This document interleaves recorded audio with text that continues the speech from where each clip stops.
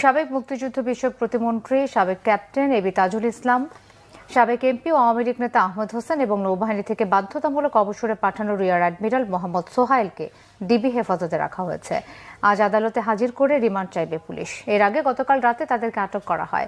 ঢাকা মহানগর পুলিশের গোয়েন্দা বিভাগের একটি সূত্র জানিয়েছে, তাজুল ইসলামকে রাজধানীর বনশ্রী এলাকা, আহমেদ হোসেনকে গুলশান এলাকা এবং সোহাইলকে বনানী থেকে আটক করা হয়। এদিকে রিয়ার অ্যাডমিরাল সোহাইলকে গত সোমবার নৌবাহিনী থেকে বাধ্যতামূলক অবসরে পাঠানো হয়। সোহাইল চট্টগ্রাম বন্দরের চেয়ারম্যান হিসেবেও দায়িত্ব পালন করেছেন। এবি তাজুল ইসলাম টানা 4 বার ব্রাহ্মণবাড়িয়া 6 আসনে সংসদ সদস্য নির্বাচিত হয়েছিলেন। পাশাপাশি আওয়ামী লীগের মুক্তিযুদ্ধ বিষয়ক সম্পাদক পদেও ছিলেন তিনি। আওয়ামী লীগের সাংগঠনিক সম্পাদক আহমেদ হোসেন দ্বাদশ জাতীয় সংসদ নির্বাচনে নেত্রকোনা 5 আসন থেকে নির্বাচিত হয়েছিলেন। টানা 5 দিনের ভারী বৃষ্টি ও পাহাড়ি ঢলে ফের বন্যা দেখা দিয়েছে খাগড়াছড়িতে।